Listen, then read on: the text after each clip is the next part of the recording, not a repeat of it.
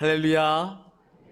하나님의 평강이 우리 모든 믿음의 가족들의 삶에 풍성히 임하시기를 축복합니다. 오늘은 대림절 첫 번째 주일입니다. 그래서 앞에 보시면 대림절 초 첫 번째 초에 불이 밝혀져 있습니다. 대림절 초는 대략 장식을 이렇게 합니다. 4개 또는 5개로 장식을 하는데요.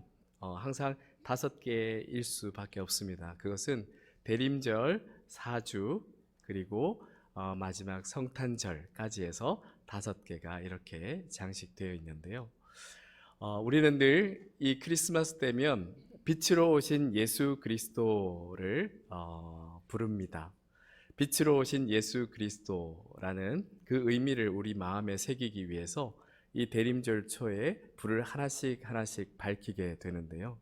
이 대림절 초에도 하나씩 불을 밝히며 하나의 새로운 의미들이 담겨져 있습니다. 먼저 첫 번째 초를 밝히는 의미는 기다림과 소망의 의미입니다. 이 촛불은 약속하신 메시아, 즉 세상을 구원하실 예수 그리스도를 기다리며 예수 그리스도를 통해 이 땅에 도래하고 또 완성될 하나님 나라를 소망하는 것입니다. 그리고 두 번째 초를 밝히며 우리의 죄를 참되게 회개함으로 우리 안에 참 평화가 임하기를 바라는 마음으로 두 번째 초에 불을 밝힙니다. 평화의 왕으로 오시는 예수 그리스도를 기다리며 그동안 미움과 다툼으로 서로 지쳐 있던 우리의 죄악된 모습을 제대로 확인하고 참된 회개를 통해서 참 평화를 이루어가는 것입니다. 그리고 세 번째 초를 밝히는 의미는 기쁨과 나눔의 의미입니다. 우리는 예수 그리스도로 말미암아 값없이 구원을 받습니다. 이 기쁨을 우리는 우리만 누리는 것이 아니라 이웃과 함께 이 기쁨을 나누는 것입니다. 우리 주위를 돌아보고 어렵고 힘든 이웃들에게 이 기쁨을 우리의 삶으로, 사랑으로 전하는 것입니다. 그래서 우리 공동체는 이 대림절을 맞을 때 섬김과 나눔의 대림절의 의미를 더욱 두고 대림절을 지키고 있습니다.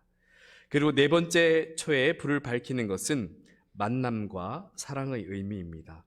하나님은 우리를 참 사랑하셔서 독생자 예수 그리스도까지 아낌없이 이 땅에 보내셨습니다. 우리 인생에서 가장 소중한 만남인 바로 이 예수 그리스도의 만남을 통해서 하나님의 그 사랑은 완성됩니다.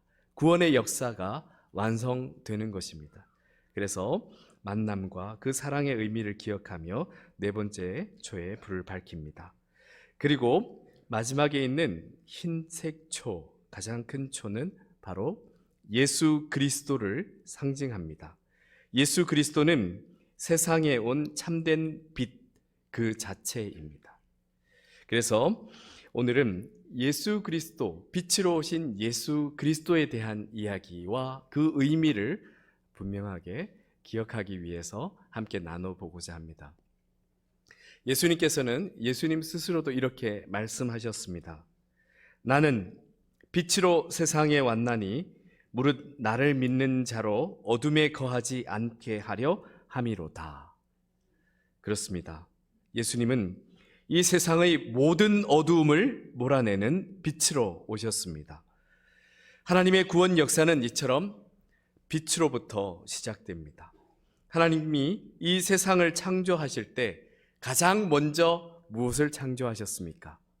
빛을 창조하셨습니다. 그런데 참 신기합니다. 해와 달과 별이 만들어지지도 않았을 때 어찌 빛이 창조될 수 있었을까?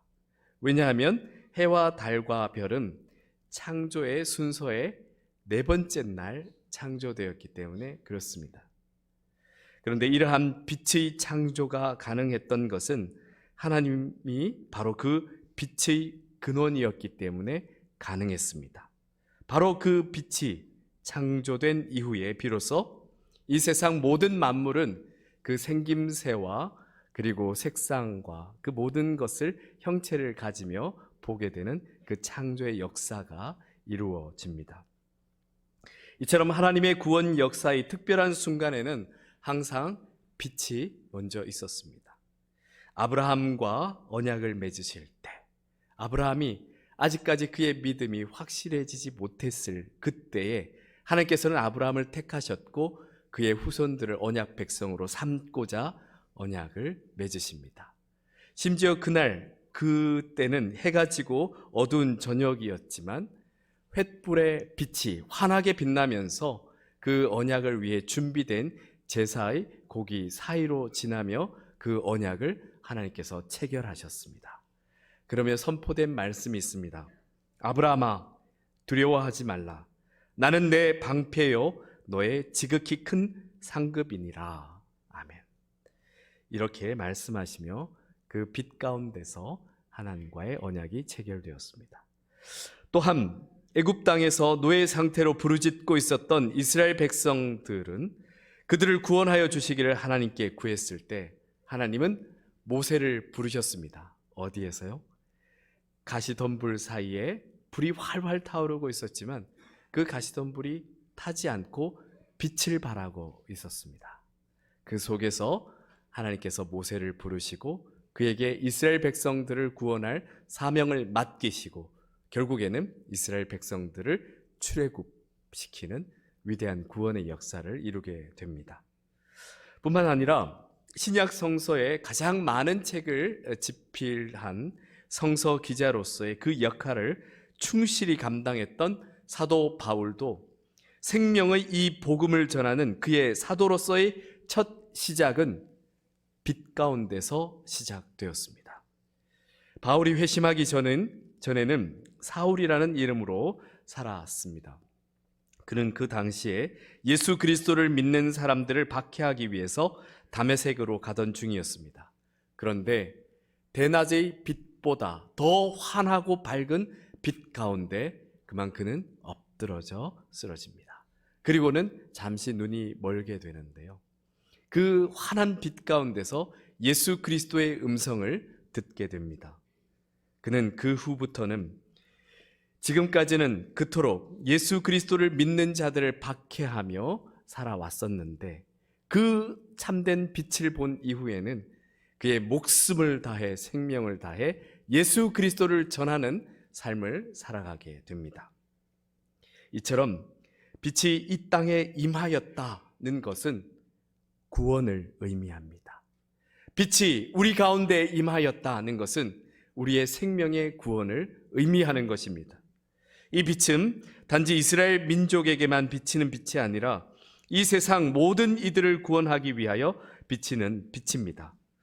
그래서 아기 예수님이 탄생하신 이후에 정결 예식을 위해서 어머니 마리아가 아기 예수님을 안고 성전에 들어갔을 때 예루살렘에서 메시아를 기다리며 날마다 기도하던 시므온이란 선지자가 아기 예수님을 보고 그 아기를 품에 안고 하나님께 찬양과 영광을 돌리며 이렇게 노래했습니다.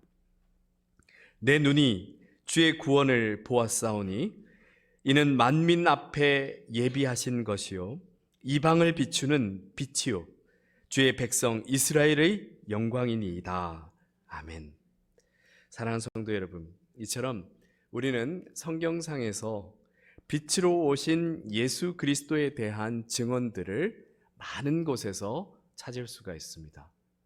그렇다면 왜 예수 그리스도께서 오심을 빛으로 오신 예수님으로 이렇게 성경 말씀은 강조하여서 전하고 있는 것이겠습니까? 그 이유는 바로 오늘 18절 말씀에 나와 있습니다. 하나님이 그 아들을 세상에 보내신 것은 세상을 심판하려 하심이 아니요 그로 말미암아 세상이 구원을 받게 하려 하심이라. 아멘. 이 세상은 참된 빛 가운데 창조되었지만 인간의 죄로 인해서 그 빛을 그만 잃고 맙니다. 빛이 사라진 세상은 어둠 속에서 죄를 죄로 여기지 못하고 악을 악이라 판단하지 못하는 삶을 살아가게 됩니다. 그러다가 가끔 이 죄로 인해서, 어둠의 악으로 인해서 어려움을 겪게 될 때 하나님께 하나님의 백성들이 부르짖습니다.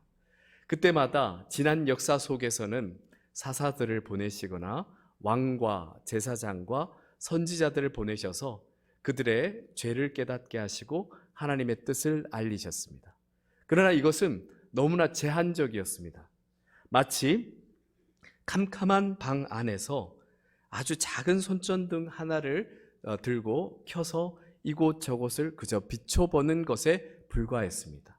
그 빛이 비춰지는 곳에는 그나마 좀 보이지만 그러지 못한 나머지 모든 부분들은 여전히 어둠에 이렇게 감싸 묻혀 있었습니다.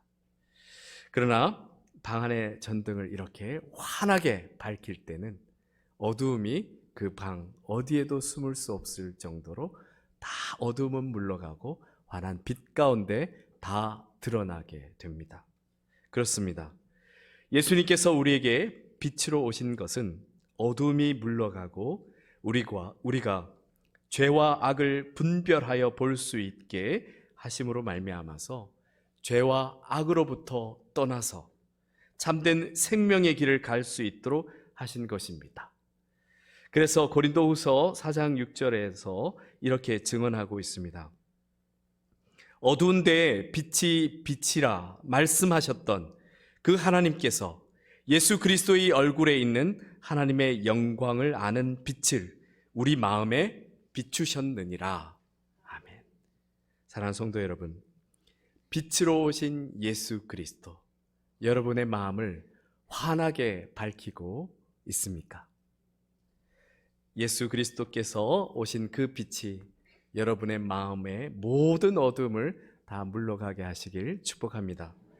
우리가 그 빛 가운데 살며 그 빛의 인도하심을 따라 끝까지 따라가는 사람은 이 세상에서도 참된 생명의 길을 걸을 뿐만 아니라 언젠가 우리가 이 땅을 떠나는 그 순간에도 밝고 맑은 환한 빛 가운데 천국에 이르게 될 것을 믿습니다. 그래서 요한계시록에 이렇게 알리고 있습니다. 우리가 이를 그 성은 해나 달의 비침이 쓸데없으니 이는 하나님의 영광이 비치고 어린 양이 그 등불이 되심이라. 만국이 그 빛 가운데로 다니고 땅의 왕들이 자기의 영광을 가지고 그리로 들어가리라. 아멘. 그렇습니다. 우리가 결국에 이를 천국은 다른 조명이 필요 없다고 합니다. 우리에게 비친 그 빛이 환하여서, 그리고 또한 우리에게 빛으로 오신 예수 그리스도의 그 빛이 환하여서 다른 빛 필요 없이 그 환한 빛 가운데서 우리 함께 거하게 될 줄 믿습니다. 이처럼 예수님은 하나님께서 태초에 빛이 있으라 창조하셨던 그 빛을 다시 재창조하시기 위해 이 땅 가운데 빛으로 오신 것입니다. 바로 재창조의 첫 번째 창조가 시작된 겁니다. 그러기 위해 우리가 반드시 이 땅 가운데서 해결되어야 할 것이 있는데 그것이 바로 어두움입니다. 어두움은 인간의 모든 추악한 것들이 그에게 숨습니다. 인간의 죄와 악이 숨은 곳이 바로 어두움입니다. 시대와 사회의 어두움, 그리고 가끔 가정과 사랑하는 이들 사이에 이렇게 드리워진 어두움, 그리고 자기 자신 그 어딘가에 숨어있는 어두움, 이 모든 어두움들이 빛으로 오신 예수 그리스도로 말미암아 다 물러가는 은혜의 역사 가운데 거하시길 축복합니다. 인간으로 하여금 그 죄와 악의 본래 모습을 보지 못하게 어두움은 감춰버립니다. 그래서 죄사함의 기회조차 가질 수 없게 만듭니다. 그로 인하여 결국 죄로 말미암아 멸망에 이르게 되는데요. 그래서 예수님께서 이 땅에, 이 세상에 참된 빛으로 오셨습니다. 그런데 그 빛을 실어 어두움으로 계속해서 도망 다니면 어떻게 되느냐? 19절, 20절 말씀처럼 이렇습니다. 인간은 자기 스스로의 행위가 악함으로 빛보다 어둠을 더 사랑함을 성경 말씀은 증거하고 있습니다. 그 정죄는 이것이니 곧 빛이 세상에 왔으되 사람들이 자기 행위가 악함으로 빛보다 어둠을 더 사랑한 것이니라. 악을 행하는 자마다 빛을 미워하여 빛으로 오지 아니하나니 이는 그 행위가 드러날까 함이요. 죄의 속성은 이 드러나는 것이 참 두려움을 가집니다. 죄의 속성은 드러나는 것을 매우 두려워합니다. 그런데 그 어떤 죄도 숨길 수 없는 밝은 빛이 이 세상에 임하게 되자 죄로 인간을 노예처럼 부리고 있던 악은 발악을 합니다. 더욱더 인간에게 두려움을 줍니다. 네 죄가 드러나면 그 부끄러워서 어떻게 살겠니? 죄로 인해서 네 인생이 정말 비참해질 텐데 어떻게 그렇게 하겠니? 하며 더욱더 어둠으로 몰아갑니다. 그래서 이 땅 가운데 참된 빛으로 오신 예수 그리스도마저도 십자가에 못 박아 죽였습니다. 하지만 예수 그리스도를 십자가에서 죽였다고 해서 빛이 사라진 것이겠습니까? 전혀 그렇지 않습니다. 오히려 더욱더 찬란한 부활의 빛이 이 땅 가운데 환한 빛으로 오셨습니다. 참된 빛이신 예수 그리스도께서 이 땅에 오신 순간 이미 그 누구도 이 구원의 역사를 막을 수 없는 일이 되었습니다. 그래서 빛으로 오신 예수 그리스도를 믿는 것, 나중 언젠가 죽어서 하나님 앞에 이를 때에 그때의 심판을 받지 않는 것이 아니라 믿는 순간 심판은 지나가고 그 누구도 막을 수 없는 구원의 빛 가운데 거하게 되는 것입니다. 그런데 반대로 빛으로 오신 예수 그리스도를 믿지 않는 것은 여전히 어둠을 쫓아 숨어 살다 결국 예정된 멸망에 이르게 됨으로 말미암아 이미 벌써 멸망의 심판을 받은 것입니다. 그래서 오늘 18절 말씀에서 이렇게 선포한 것입니다. 그를 믿는 자는 심판을 받지 아니하는 것이요 믿지 아니하는 자는 하나님의 독생자의 이름을 믿지 아니하므로 벌써 심판을 받은 것이니라. 아멘. 사랑하는 성도 여러분, 이처럼 예수 그리스도께서 이 땅에 빛으로 오신 것은 우리가 예수 그리스도를 만나는 순간 참된 빛은 우리 가운데 거하여 어둠이 물러가고 그 안에 생명 가득한 은혜가 더하기 때문에 이 땅에 빛으로 오신 것입니다. 그래서 오늘 21절 말씀에서 이렇게 이야기합니다. 진리를 따르는 자는 빛으로 오나니 이는 그 행위가 하나님 안에서 행한 것임임을 나타내려 함이라 하시니라. 아멘. 그래서 사랑하는 성도 여러분, 우리가 빛 되신 예수 그리스도에게로 나아가는 것에는 조금의 용기가 필요합니다. 내가 지은 죄와 나의 모습 참 부끄러워 누구 앞에 나설 수도 없는 내 자신이지만 빛으로 오신 예수 그리스도시여 내게 오시고 내가 주님께로 나아갑니다 하는 조금의 용기가 필요합니다. 하지만 우리가 두려워할 것이 없는 것은 예수 그리스도에게로 나오기만 하면 참으로 놀라운 구원의 역사가 일어납니다. 예수 그리스도의 보혈의 피로 말미암아 우리의 죄는 사함을 받습니다. 그래서 예수 그리스도의 환한 빛 가운데조차도 우리의 흠과 티를 찾아볼 수 없을 만큼 우리를 정결케 하십니다. 뿐만 아니라 예수 그리스도의 빛 가운데 나오는 것은 우리의 현실적인 모든 문제와 아픔과 슬픔과 괴로움 등 그 모든 것으로부터 참된 자유와 치유하심을 얻게 되는 것입니다.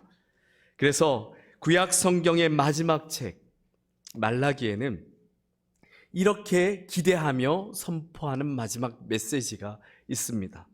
내 이름을 경외하는 너희에게는 언젠가 공의로운 해가 떠올라서 치료하는 광선을 비추리니 너희가 나가서 외양간에서 나온 송아지같이 뛰리라. 아멘. 예수님이 이 땅에 빛으로 오신 것은 이처럼 우리를 진리 가운데 살게 하시며 참된 자유와 평화를 누리며 살게 하시기 위해 빛으로 오신 것입니다. 그러니 이 진리를 알게 된 우리가 어떻게 살아야 하겠습니까? 빛으로 오신 예수 그리스도를 그 인생에서 직접 만나게 된 사도 바울은 이렇게 우리에게 권하고 있습니다. 너희가 전에는 어둠이더니 이제는 주 안에서 빛이라. 빛의 자녀들처럼 행하라. 아멘. 그렇습니다. 빛으로 오신 예수 그리스도와 함께 하여서 우리는 빛의 자녀가 되었습니다.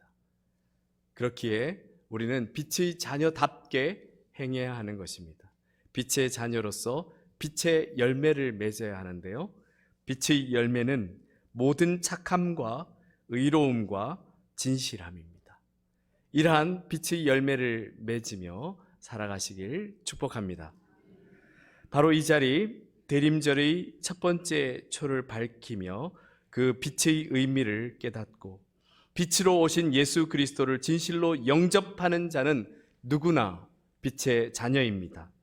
주님께서 사랑하시는 성도 여러분, 결국 그리스도인의 삶은 빛을 바라보며 빛을 따라가는 삶입니다. 매일 어두움에서 벗어나 날마다 빛 가운데로 걸어가는 삶이 되시길 축복합니다. 그렇게 참된 빛이신 예수 그리스도를 바라보고 사는 우리는 이제 단순히 그저 쫓아 사는 삶뿐만 아니라 그 빛으로 말미암아 주 예수 그리스도시여 내게 오소서, 그 빛이 우리 가운데 임하여서 이제 우리도 밝은 빛을 내는 빛된 자녀로서, 빛의 자녀로서 빛을 발하게 될 줄 믿습니다. 그러한 참으로 복되고 빛나는 삶을 살아가시길 축복합니다. 사랑하는 성도 여러분, 저와 여러분의 삶에 예수 그리스도의 생명의 빛이 빛나고 그 빛으로 이 어두운 시대에도 환하게 밝히는 희망의 빛으로, 또 우리 함께하는 공동체는 희망의 공동체로 더욱 거듭나기를 축복합니다. 함께 기도드리겠습니다. 우리를 사랑하시는 아버지 하나님, 우리를 어찌하면 참으로 구원할꼬, 하나님의 그 사랑과 그 고민과 그 우리를 향하신 우리의 계획은 놀랍고 놀랍습니다. 그래서 하나님께서는 우리를 구원코자 아예 이 땅에 참된 빛을 재창조하셨습니다. 빛으로 오신 예수 그리스도시여, 우리 마음 가운데 오시옵소서. 우리 가정에 오시고 우리 공동체 가운데 오셔서 모든 어둠을 몰아내시고 참된 생명의 빛으로 가득 채워 주시옵소서. 우리의 삶을 통하여, 우리의 인생을 통하여 우리의 삶이 증거되는 빛의 예수 그리스도의 그 참된 복음이 증거되는 삶이 되게 하옵소서. 우리 주 예수 그리스도 이름으로 기도드립니다.